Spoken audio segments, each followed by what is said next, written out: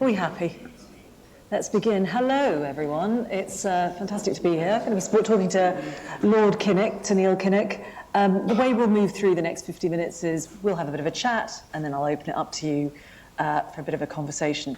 It's been interesting for me to listen to the conversations today because I wanted to talk about age, and I thought this was me being rather trivial and journalistic, but actually it seems more relevant than I realised. What I was going to say to you by means of a contrast is I'm just the right side of 50.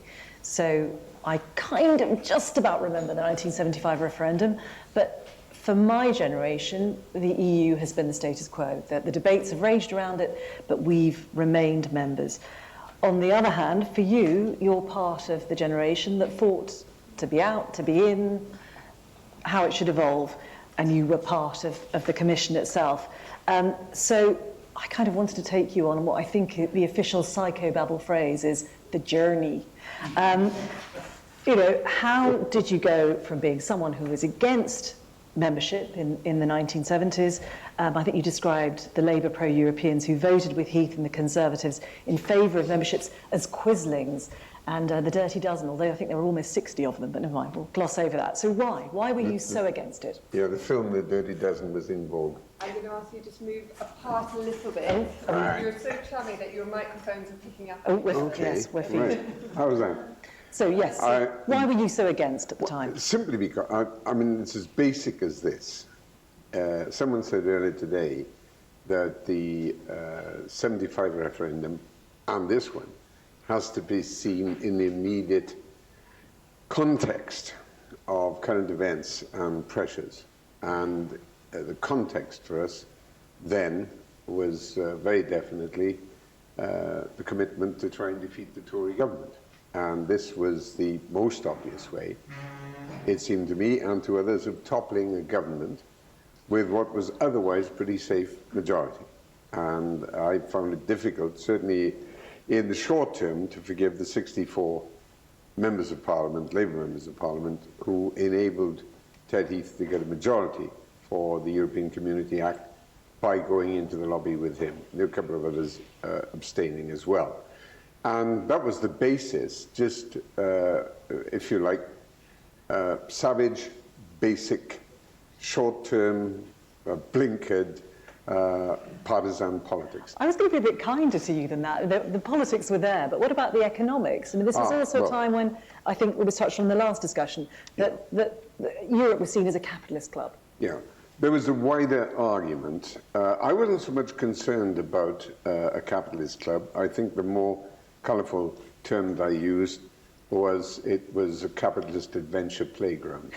But I wasn't terribly exercised by that. What I was much more exercised was what I saw, as indeed many others did, even those on the other side of the argument, as the centripetal effect of European, Western European capitalism, the Golden Triangle, all the other well-argued and substantiated stuff, and its tendency to suck in from the periphery into the centre investment and jobs. What I didn't know was that at the very same time I was making these arguments, and in fact writing a pamphlet about it, the European Commission, in its infinite wisdom and mercy, was actually, without British prompting, introducing the European Regional Development Fund and the beginnings of a strategy for compensatory efforts to counter the effects of centripetal capitalism. So that was the fundamental, if you like, constituency-based, very strongly constituency-based argument. So the impact on Wales. I was making. Yeah, the impact on the UK generally, but particularly on the part of the UK of most interest to me, obviously Wales, and specifically my constituency, which was in the period of transition already of moving away from the coal industry or having the coal industry shut down underneath it and insecurity for steel. So in those circumstances, that was the argument I was making. I was wrong, and I think that as the 70s passed, being able to see the way in which the effort of the European community to try to shift an emphasis to the periphery was teaching me that. But I nevertheless certainly went along with the Labour Party manifesto of 1983, which was, of course, idiotically to quit the European community, though I have to say, with something less than huge enthusiasm then, although I loyally stuck by the policy at the time for short-termist reasons. We were in such a bloody mess as a political party. The last thing that I thought was necessary was further uproar and division. We'd already lost the Social Democrats, of course. Let's just go back for a moment to 1975. You've said that Labour made an error of judgment in not having accepted the verdict of that referendum. Why, in your view, then, didn't the party accept that verdict? Because the party was on the losing side. And in those circumstances, you don't accept the defeat, or at least there were significant elements in the party that didn't accept the defeat, thought that they were the victims of misrepresentation to the British public, and that therefore we have to fight on. In the midst of that, of course, it's interesting to me that so many people now, as we've referred to this afternoon, as on many other occasions, swallow the complete myth that the issues of sovereignty and political union didn't figure in the approach to joining the community in 73 and in the referendum campaign in 75. That is the reverse of the truth, for the very simple reason that apart from the way in which the full-hearted adherents to the idea of the European development were proud of their argument, and I understand why, proud of their argument that political union would be the final binding means of guaranteeing perpetual peace in the European continent. The opponents of entry and the people arguing for the no vote in 75 spoke of little else. Enoch Powell, Tony Benn, Barbara Castle, Michael Foot, I think without any exaggeration, rampaged on the issue of the loss of sovereignty. Michael, my beloved comrade, I heard describing it as the greatest loss of sovereignty since the termination of the Witham Gemot. Now, he was never a man for understatement, was our Michael, but nevertheless, that was the kind of terminology being used. And of course, Enoch Powell was prime amongst those, almost neglecting the economic argument or the relationship with the Commonwealth or any of the other arguments that were flying around, and focusing entirely on the devastation of parliamentary democracy. A slight digression, but an interesting one. You talk about the parliamentary party being on the losing side, or the party rather being on the losing side. So in your view, is it that lack of acceptance then that made the split with the SDP, the faction led by Roy Jenkins, almost inevitable? Yes, because no political development ever comes by itself. And accompanying the schism that became even more stark as a result of the turmoil over the position on the European Union and the referendum and everything that happened. So the divisions became truly categoric and institutionalized. And of course, they carry with them then associated issues of which side are you on in the debate between unilateral and multilateralism. Are you an Atlanticist or a European? Or what kind of mixture of both are you? And so on and so on. So you get the subdivisions of the left, which are particularly marked, of course, in left-wing politics throughout the whole world.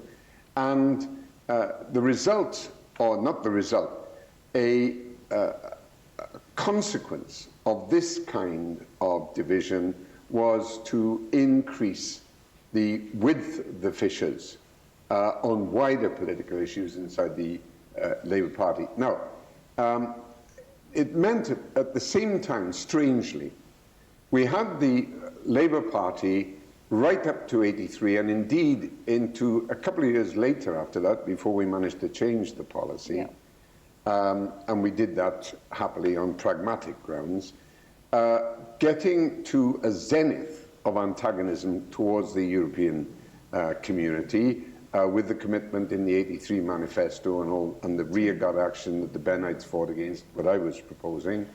And then it diminished, and diminished very, very rapidly. So by 92, when I lost the general election, there were certainly no more than 10 members of the Parliamentary Labour Party who were against the party's position on the European community. The opposite was happening so far as the Conservatives are concerned.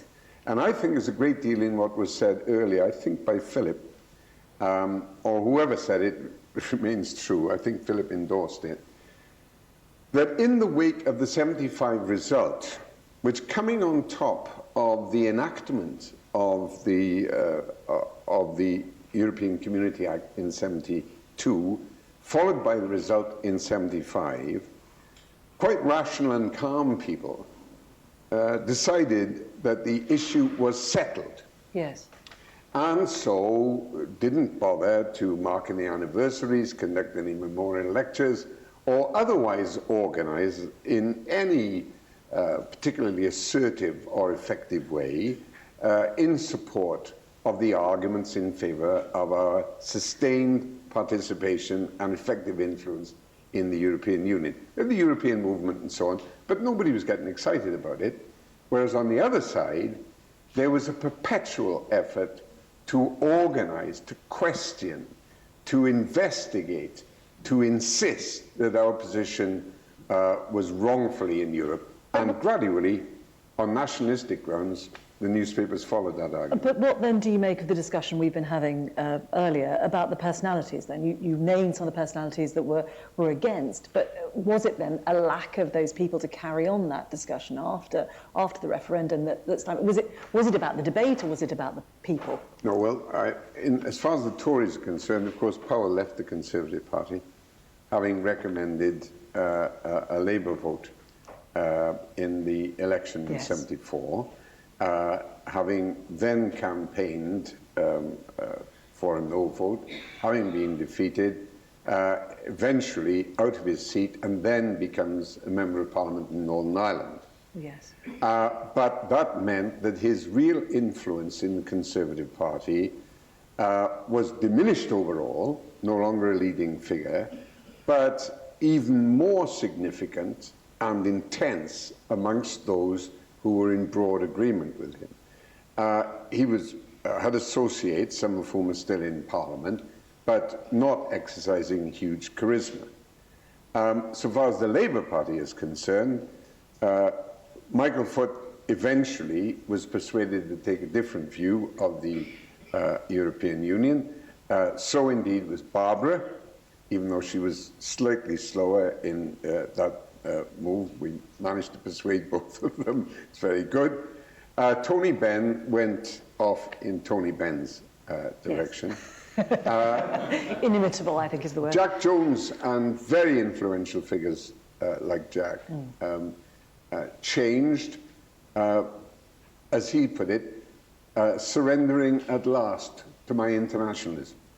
Because this is the dichotomy in a lot of Labour thinking, I include myself in this, right from the late 60s, early 70s, of a stance which was immensely critical of the European community, whose logical development was to campaign for a no vote, but feeling very, very uneasy, sitting there on platforms or elsewhere, listening to people spouting nationalistic bile and antediluvian attitudes towards what was described as sovereignty. So that always caused a little bit of disturbance in the duodenum. But nevertheless, politics is an activity that requires a breadth of tolerance. So some things you put up with. You go into the 83 election, as you've suggested, Labour goes into the 83 election campaigning against Europe. There's then a reversal of Labour policy following the defeat. that was a change that, in a sense, you were very bound up in. Was it pragmatism? Oh, certainly. Well, I had to conduct it pragmatically and make the arguments pragmatically, even though my own views by this time had moved somewhat beyond pragmatism to being very insistent on a variety of political and economic grounds that we could have no credibility whatsoever by sustaining the anti-European stance. However, the change had to be secured by a very pragmatic process, simply because, as is the case in politics generally, maybe particularly on the left, though I've got some doubts about that, what becomes deep-rooted, having been fought for as a policy, develops in a secular way and becomes a crypto-religion with its own doxology, its own prophets, its own saints. And that's what happens in all political parties. It certainly happened in the Labour Party, it happened with nuclear disarmament, and it certainly happened with our attitude towards the European community. So, the reason for understanding that is to comprehend how gradually, even slowly, even infuriatingly, we had to shift this particular tanker around. And sometimes it meant me pushing and taking a bit of a lead, making the argument. Other times I had to encourage people who were willing to make the argument, and other times get people to make the argument so that they were articulating what was hopefully a shifting sentiment inside the Labour movement. And that became particularly marked from 84, 85 on, maybe the end of the miners' strike, amongst trade unionists. Yes. And very much so amongst Labour people in local government. So for a variety of reasons, over which I had absolutely no control, I'm sorry to say, there was a shift in attitude as, through local government and trade union contacts, people in the Labour movement became more and more and more acquainted with their counterparts and people of similar political disposition in the rest of the European Union, and at the same time, what I was trying to do was love bomb them, if you like, with ideas about how rational, sensible, politically strengthening it would be if we changed the position. It took us until 87 to do it properly, and 89 officially. It still took a hell of a long time. But how much were you helped in that process by the fact that the EU began to look more like a social democratic alternative, if you like, to Thatcherism? And for the trade unions, presumably, that was a... Sure, that has helped. But what helped most of all, of course, was Jacques Delors. And people in Jacques Delors' commission who were, immensely committed, quote, quote, Europeans, but saw the development of the European community as a natural application of their own social democratic values. In much the same way that a lot of thoroughgoing Christian Democrats, of course, inside the European community, including in the Conservative Party, thought of the development of the European Union as a natural system for the progression of their Christian Democrat responsible attitudes and all the rest of it. So there was a degree of consensus which helped in creating a climate in which the European Union was seen more and more as a single market with an absolutely bolted-in social dimension, and people were prepared to think of that as superior to anything that Thatcher's Britain had to offer. And indeed, if you talk about the policy, but also the politics, once again, this was a time when the Conservative Party was beginning to change its mind on Europe. So again, there was the contrast. Yeah, that was happening too, and so there were opportunities for us to inconvenience Mrs. Thatcher by pointing up the divergences.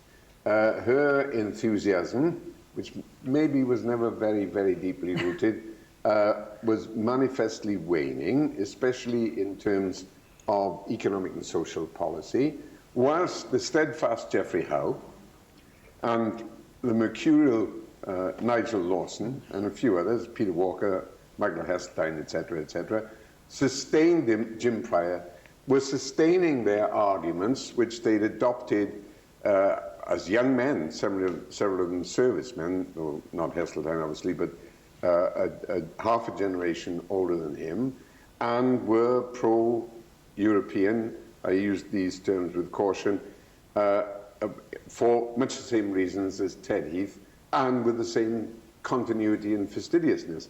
Now, the breach between Thatcher and that grouping was becoming more and more evident. There were opportunities for me to put a stick into that and wiggle it around a bit, which I was delighted to take. And that meant, of course, that increasing numbers of people in the labour movement who were quite glad to shift in the direction of Europe, if I can put it like that, had the additional reasoning of being able to say, if Maggie doesn't like it, it must be good. So, I mean, there are simplicities in politics, which is not a simple art or science or alchemy or whatever the hell it is. I've never been able to find a decent definition. But those simplicities are sometimes significant. So it did happen. I'm going to jump forward a little bit. 1994, you become a European Commissioner. Did 95. Sorry, yeah. 95. I think you accepted the post, yes, the year before. Yeah, sorry. But did you lie in bed at night, though, and think, gosh, isn't this sort of quite awkward? I was against this until just over 10 years ago. Was there a dilemma in your head? Not really. I mean, if I ever want to reflect on the need to change your mind when the realities change, recommended by John Maynard Keynes, I just think of the Euro enthusiast Nigel Lawson, who is now standing on his head without his hair getting in his eyes by some biological everybody changes under the pressure of reasoning and perception, one hopes, although people can change simply out of the misfortune of occasional experiences and prejudice. Now, the important thing is to find out what the reasons are and if they stand up and whether they're decent reasons or malevolent reasons. In my case, naturally, I would claim that they are rational and decent reasons. So I never had any difficulty. I was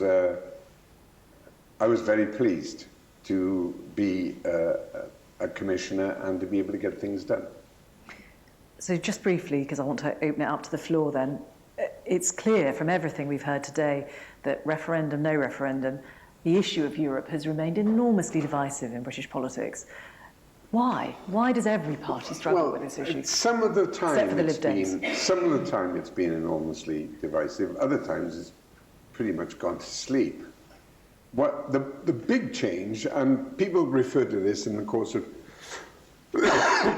this morning and this afternoon, maybe with less emphasis than I would put on it, because I'm fascinated by the reasons for this.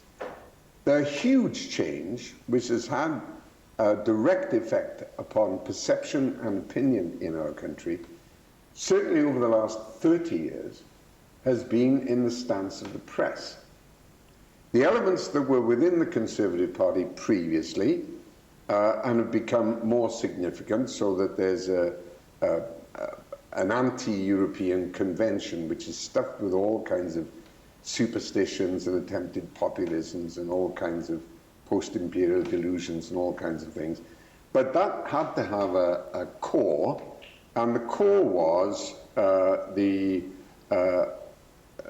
power-like sentiment, then fed by Mrs. Thatcher and handbagging and all the rest of it.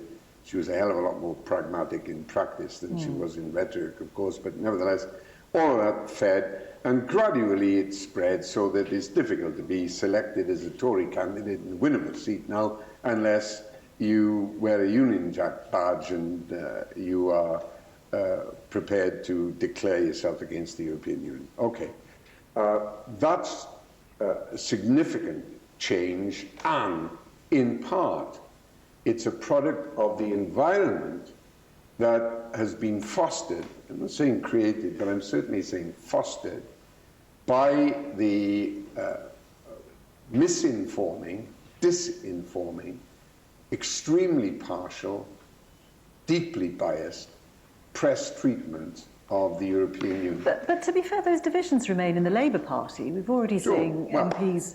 There are divisions in the Labour Party that I have no doubt, and I just say that even now, when there's been a degree of breath breathed into some of the ancient sentiments, the Parliamentary Labour Party is preponderantly pro-continued membership of the EU. The party at grassroots level, especially local government and the influence that people there exert, is very definitely pro-EU. The party in Wales is, the party in Scotland is. The trade unions are very, very cautious about any great uproar that would have a damaging effect on the economy and jobs. So whether it's continued commitment, which it is in many cases, or more pragmatic reasoning, you're not going to see them becoming heavily engaged, if engaged at all, in any kind of leave campaign.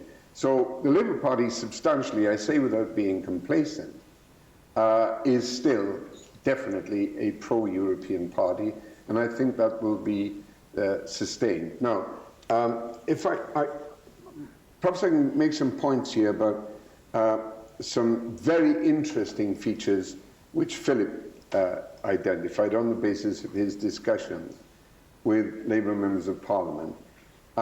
They identified, if you recall what he said earlier, the idea of favouring the Leave vote because it's one way to, quote, get rid of Cameron. To a degree, I'm bound to tolerate that opinion because it's the basis on which I was arguing against my comrades 40-odd years ago. Okay, get rid of Cameron, get Osborne. What a great bit of progress for Labour. The EU is an agent of globalisation. That demonstrates a depth of ignorance that you would not expect from people who, with the next breath, will be telling you about their Marxist analysis. Because the fact of the matter is that given that globalization is a sustained and sustainable reality, what you're looking for is institutional means of civilizing international markets. The best one yet developed is the European Union, which is doing a hell of a lot more in that respect over the last 5 or 6 years, and should have been doing it before, arguments that I've made in the past, to establish durable trading arrangements with, thus far, Canada, Colombia, Peru, and it's in negotiations with Japan. It's concluded negotiations with South Korea, and then, of course, there's the famous and quite heavily understood transatlantic trade and investment partnership, which is another victim of a degree of ignorance, especially since it hasn't even gone through the Commission yet, let alone got to the Council, and it's being debated in the Parliament with a lot of amendments being put into it. So the idea that it's a capitalist club and an agent of globalization is so glib and so superficial that it doesn't stand examination, though I can tell you from me, it will be examined. Lovely. At that point, yes.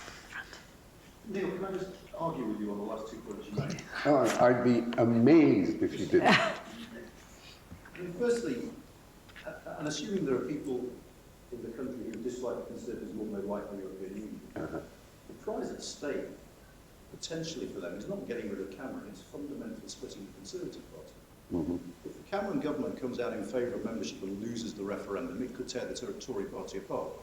I just wonder what your thoughts about that. So it's not just... The same is true if Cameron goes into it favouring a yes vote. That's what I mean. Whatever the result, the Tory party is ripe for splitting. If the Prime Minister goes in favour of a yes vote, which chances are you will, and you're a committed, dyed-in-the-wool Labour zealot, wouldn't it be rational for you to vote out on the basis that it would tear the Conservative Party apart? The second thing, just on this EU and globalisation, I'd take issue with you a little bit, because I think Jacques Delors sold the Labour Party a bit of a pup in 1988. He sold a vision of a social democratic European Union with powerful social policies, most of which haven't materialised. In fact, since the 1990s, the European Union has rowed back on social policy. Redistribution has come to a halt, particularly for richer member states like us, in the sense that insofar as we got structural funds or regional funds, they now go to the poorer eastern member states. And essentially, if you were a social democratic pro-European, you used to think that the European Union was something that would cushion globalisation. And actually now what the European Union does in many of its guises is it acts like globalisation on speed. It disempowers workers, it empowers capital, it makes companies footloose and free within the European market, and actually it works directly against the sorts of things that Social Democrats should be aiming for. None of which is an argument for getting out. Because if the alternative to getting out was a strong, democratic, socialist government in the United Kingdom capable of asserting the interests of the organised working class against the infamous exploitation of international capitalism, okay, you might have a point. But you know, and I know, and everybody else knows, that that's not the alternative possibility.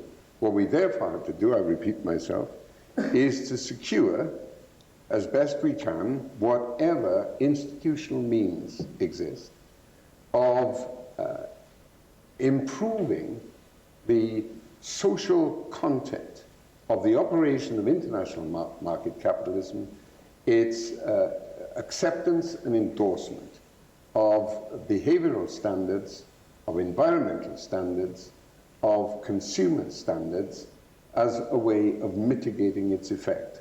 I suppose you could describe that as the historic mission of the Labour Party modesty in respect of revolution. But nevertheless, when those objectives have been accomplished, and they have, it has made a massive difference to the living conditions of countless numbers of people.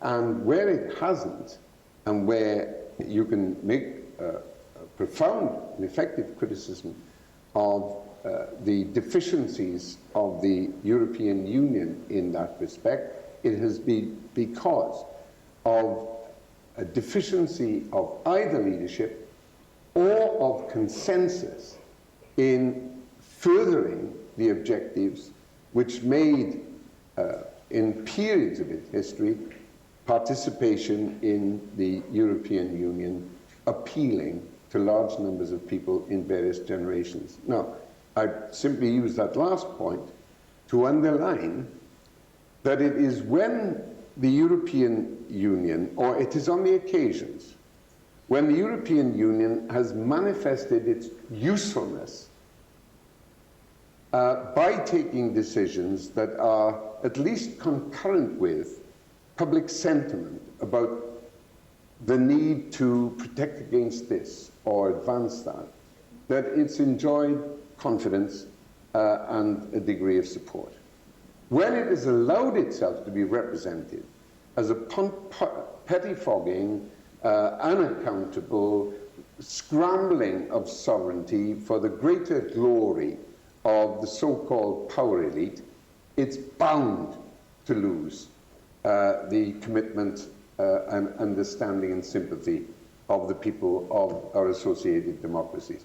So it's just got to try a damn sight harder than it does in order to demonstrate its accountability, the effective management of the policies for which it has a degree of responsibility, substantial in many cases, and as a promoter of simultaneously a greater efficiency and competitiveness for the European economy and greater inclusiveness and social obligation for those who live in and produce in that economy. The point that I'm making is we weren't sold a pup by Jacques Delors. Jacques Delors' objectives were very modest. If the market is going to work, he said, it must have a social dimension. as completely consistent with his form of Christian social democracy, a la France, 1960s, 70s, 80s, and running right through till now, because thank God he's still with us.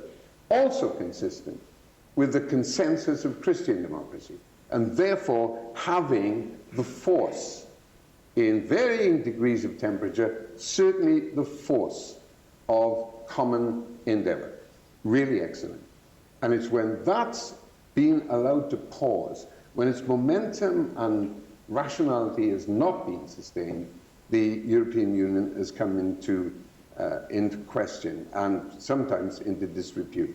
Last point I make is this, that I said in the first session this morning, in only a very gentle admonition of Lisa Stewart, that progressives cannot afford to sink themselves into despair. And so whilst I can offer a critique, as indeed, and you can, what we can't afford to say is, we reject this for want of something better when we don't know what the hell the better is. There's a lady back there on the left.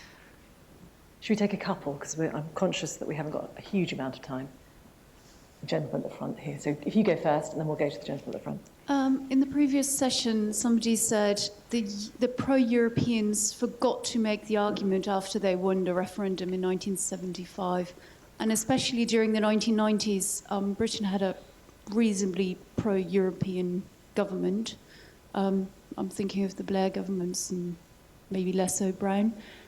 Do you agree with that? And the second question is, one of the arguments of the people who like to see Britain leave is that the people who are now saying Britain should be in are the same people who are pro-joining the euro. Is there an argument against that?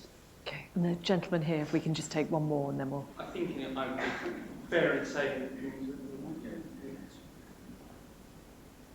I think I'd be fair in saying Jeremy Corbyn has been, at best, equivocal about his support of Europe. Imagine he was sitting there instead of Ritula.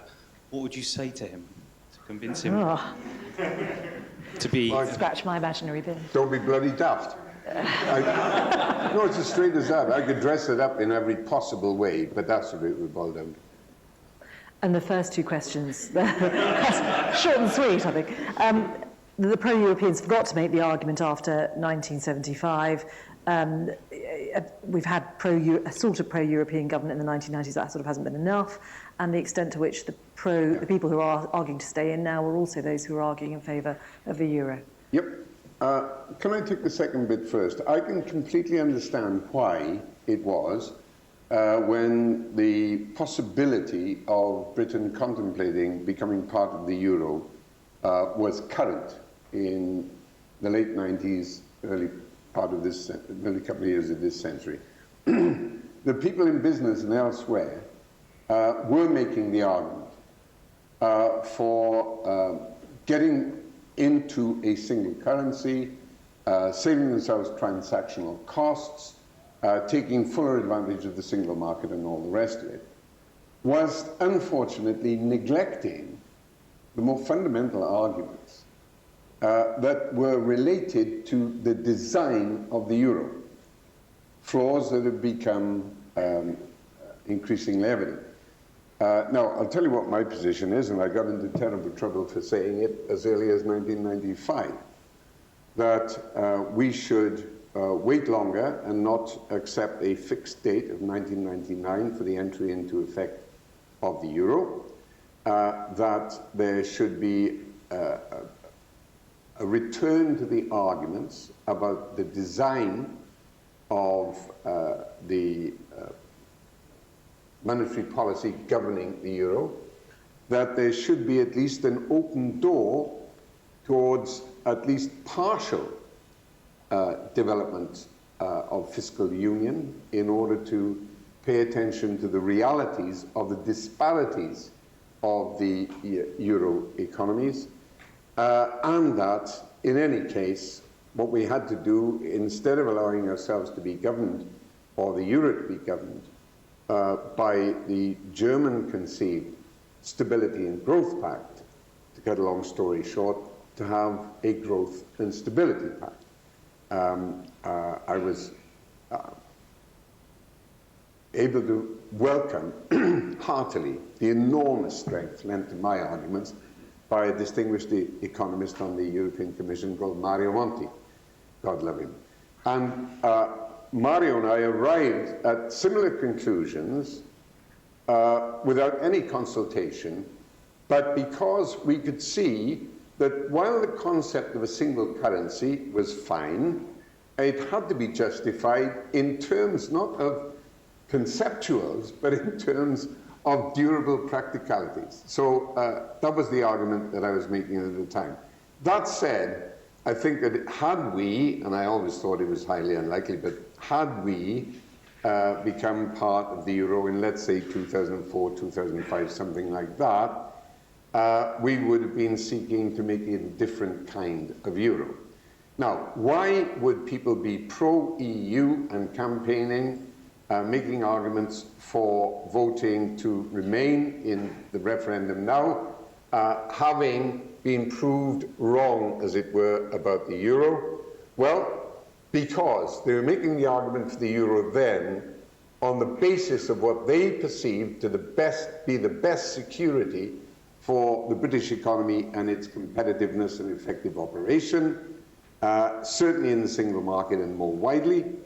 And they're making the argument for staying in the European Union and its single market on exactly the same basis now. The sign outside the CBI conference this morning is, it's not a bad ad, but it's pretty lousy policy. Because saying that because you were wrong about the euro in 2000 or whenever it was, you must be wrong about the European Union referendum now, is to engage in self-inflicted confusion, regardless of what you're doing to the public, and they're not going to take any damn notice of it in any case. When I say that the pro-European elements didn't forget to make the case, but just stopped making the case because they believed that in the wake of the referendum in '75, there was a broad and deepening consensus of at least acceptance of the normality of the environment of being in the European community. And not only in this country, but elsewhere. Too little effort has been put into not so much advocacy in a partisan sense, but explanation, illumination of what the institutions do, how big or small the budget is, how much is spent, who spends it, who manages, to whom are they accountable? All at one level, entirely boring technicalities, but actually repeatedly referred to as a way of elucidation and of clarification and accountability. It can be part of the warp and weft of political understanding, just like we understand that the Queen is our sovereign, and we have a government called the Queen's government, but she doesn't even write the Queen's speech. You don't have to explain that to anybody in the United Kingdom, they know it. And in a similar way, a comprehension of at least a part of our system of decision-making and government should be as well established after 42 years in the United Kingdom as that simplicity of our day-to-day life. And it's a matter of deep regret to me that none of those who have got a commitment to ensuring public comprehension have shown the degree of commitment necessary to ensure that those understandings are spread. At the same time, some of them have been daunted by the way in which the political wind changed in newspaper ownership and newspaper presentation. I'm not blaming everything on the press, but no one who has lived in Britain in the last 30 years can fail to comprehend that the continually misleading, misrepresentative, way in which the European Union, its operation and potential displayed by much of the British press, is daunting for those who wish to make an alternative case, or it can be daunting if you put up with that kind of thing. And for others, it is as misleading as it is as far as the general public is concerned. So it isn't so much that they forgot to make a case, they neglected out of complacency. And I suppose complacency's first cousin is arrogance, and it might have been a degree of arrogance as well. Whatever it was a dire mistake, which is being paid for now. All right, one very last brief Q&A. There's the lady there in the corner. Very points, as an MEP. Will you stand on platform? It's going to be quick, because it's going to keep everybody from coffee otherwise. If David Cameron, which I believe he will do, comes out in favour of staying in the EU, will you stand on a platform with him? Because I think divided you'll do a lot better. In all your years as Commissioner, did you try and reform the EU? Do you believe it's reformable, and what did you do? I'm actually going into a closed room and being divested of my phone and everything else on Thursday, because I'm going to go and read the TTIP documents, particularly on the negotiations. But I'm not actually allowed to come out and talk about that. I can vote on it. I can vote on tiny, tiny bits of information that the Commission deigned to give me. Obviously, I vote against it. But what's your view on going into those closed rooms? I'm as an elected representative, I want to talk about TTIP, but at the moment I'm not being allowed to. Those are three quite big questions. We'll have to rattle through that's them. the third one, is TTIP. Yes. Okay. First, if David Cameron, in the referendum which has come about because of his failed efforts to appease, or maybe success in appeasing, I'm not sure which, all that there is in common is the appeasement. If he chooses to campaign to stay in the European Union, then we'll be on the same side. It doesn't cause me... Pardon? Would you appear on a physically? platform? Yes. Well, if we were both invited, well, why the hell not? This is democratic politics. It's democratic politics, so. Same as I shared platforms with Powerlights in 1975. That made me very uncomfortable. I doubt if I'd experienced the same discomfort.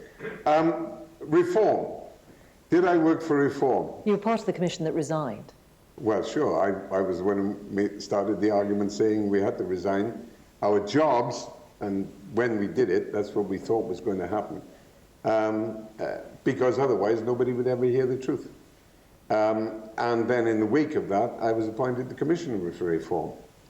And thanks to the efforts of that reform and the people who work in the European Civil Service, there has been nothing that could be described, or even has been described, as the errors of auditing and accountable that inflicted such appalling damage, as well as misconduct, coming from the European Civil Service since the Eurostat disaster of 2003-2004. And that's because the Commission has been rightly awarded the accolade of being the best managed international institution in the world. It is certainly the most audited, the most accountable, and the most tightly regulated and managed of all international institutions. And it's worth doing, because the Commission has got substantial responsibilities, even though over 80% of the money in the European budget is actually spent in and by member states. But so I worked hard for those reforms. I'm very happy to say so, and it does demonstrate the effectiveness of seeking the best method of management from anywhere in the world, the UK, Canada, wherever, and codifying it, and then by persuasion and negotiation, implementing it in an international institution. I recommend that as a posture for negotiation for our government today when they're trying to secure change in the operation in the European Union. As far as TTIP is concerned, I think you'll find there are two constraints. One of them may be European constraints, the other one will be a US constraint. that in common with other documents, I think, for instance, of the way in which Robin Cook was allowed, under very tight circumstances, to see the evidence of misconduct in the Supergum scandal. And on the basis of what he was able to read in the course of a couple of hours in an afternoon, come out and make a devastating speech of criticism against the then Conservative government. So it is not unusual for disclosure, initial disclosure, to take place in such circumstances amongst institutions that want to be able to inform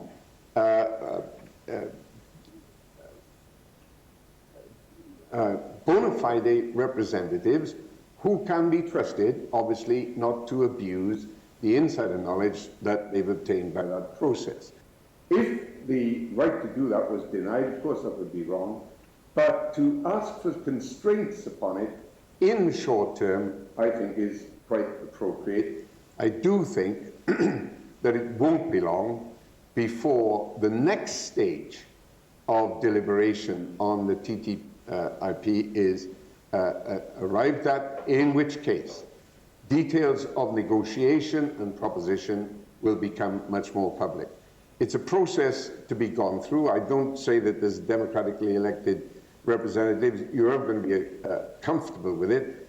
I think it's better than the alternative of absolute secrecy or the turmoil that would come through precipitate general disclosure. That's a balance of judgment you've got to make the moment you take the responsibility for representing people. Right, we must leave it there. Thank you all very much. I think it's time for coffee. Thank you to Lord Kinnock.